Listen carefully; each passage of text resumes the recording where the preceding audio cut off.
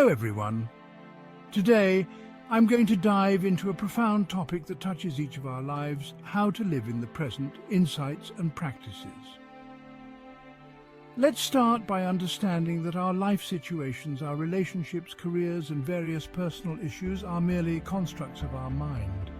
These situations are closely tied to time, more specifically to chronological and psychological time.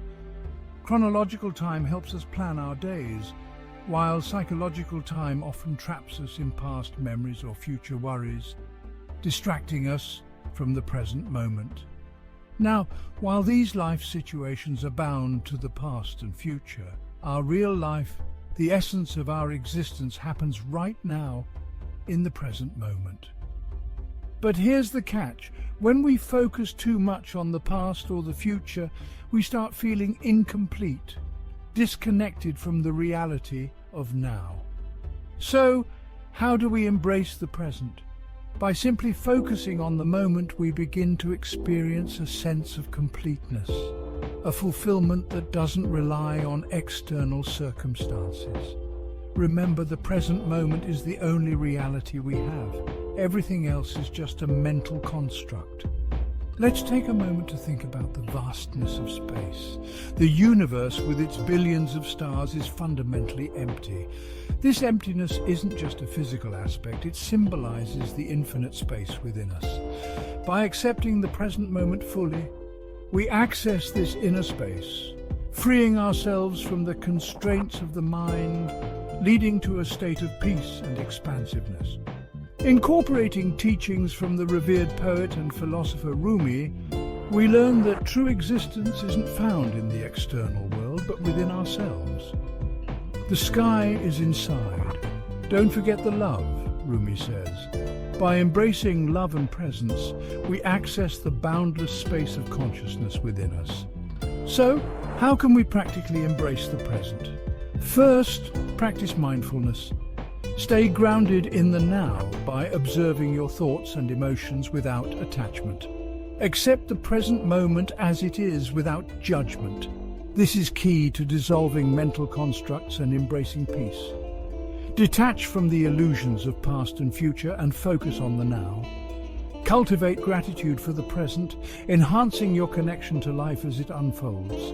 And finally, embrace love as a transformative force that connects you to the infinite space within. In conclusion, by accepting the present moment fully, we transcend the limitations of our mental constructs. We step into a state characterized by peace, love, and true happiness. Rumi's wisdom guides us to focus on the inner sky and the transformative power of love, helping us live a life deeply connected to our true selves. Thank you for joining me in this exploration. Embrace the present and let's live life.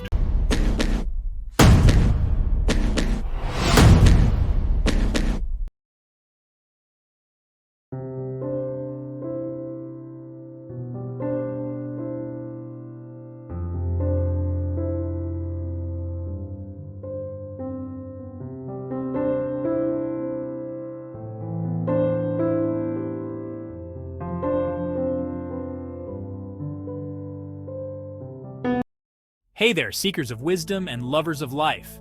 I'm here to share some timeless insights from the great poet and mystic Rumi on attaining spiritual fulfillment. Let's embark on this profound journey together. Rumi teaches us to look beyond the physical realm, using the sky as a metaphor for enlightenment and spiritual fulfillment. Imagine this: as we cleanse our hearts and souls with what Rumi calls holy water, we wash away the dust of earthly attachments, revealing a love so pure it transcends time and space. Wash your heart and soul from the dust with the holy water. He had no longing for the land until his eyes, Rumi writes. He prompts us to question, isn't everything in the world other than love transient? His words remind us that except for love, nothing lasts forever. Diving deeper, Rumi reveals that the true sky, the vast expanse of spiritual freedom, is not above us. It's within us. This inner sky opens up when we transcend the illusions crafted by our minds and accept the present moment wholly, without resistance. This, my friends, is where infinite possibilities lie. Acceptance is key. It's not about agreeing with everything, it's about experiencing life as it is, fully and completely. This acceptance doesn't just bring peace, it connects us to our true selves and harmonizes our existence with the universe. Now, reflecting on our human dimensions, physical, intellectual, emotional, and spiritual, Rumi's wisdom encourages us to nurture each aspect. Our body is a temple, our mind a tool for understanding, our emotions a mirror of our thoughts and our spirit. It's our connection to the divine, the core of our being. In conclusion, Rumi's teachings guide us to transcend the limited consciousness dictated by our thoughts. By embracing the present, purifying our hearts, and balancing our dimensions, we journey towards that inner sky, achieving a state of spiritual fulfillment where life is not just lived, but cherished deeply. Thank you for joining me on this enlightening journey with Rumi. May his wisdom inspire you to find your own path to spiritual fulfillment. Stay blessed and keep seeking the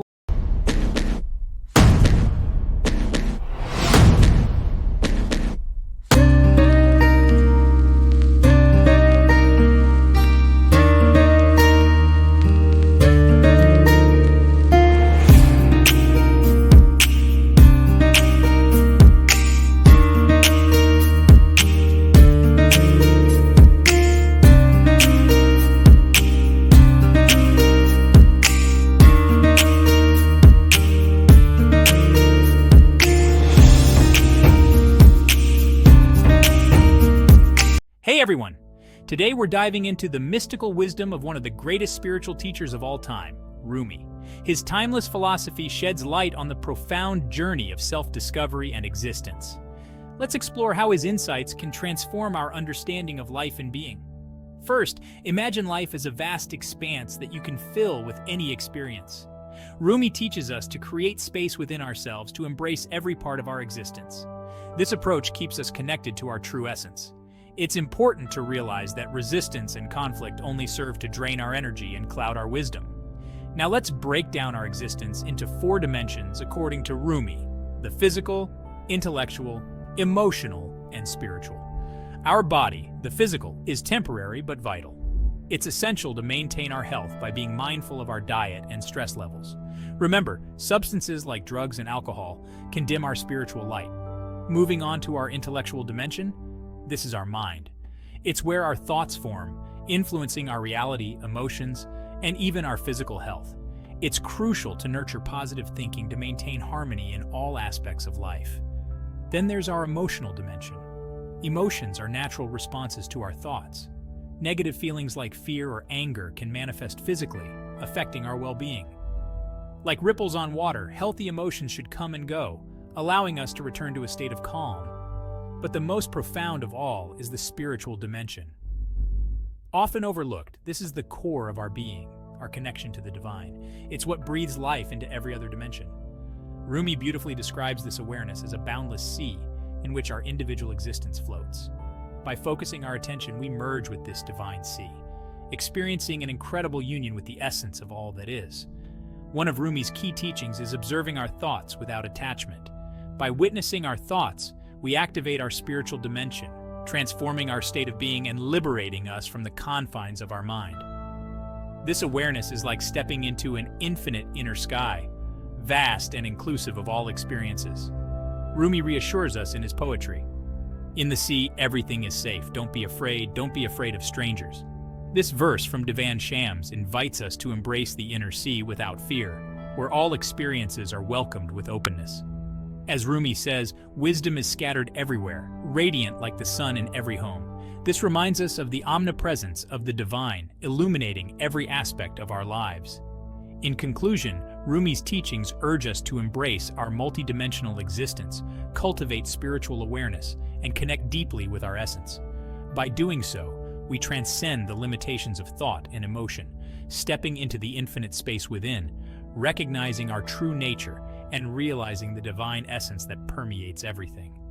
Thanks for joining me on this enlightening journey into Rumi's philosophy. Remember, the path to spiritual wisdom is within each of us, waiting to be explored. Stay inspired and see you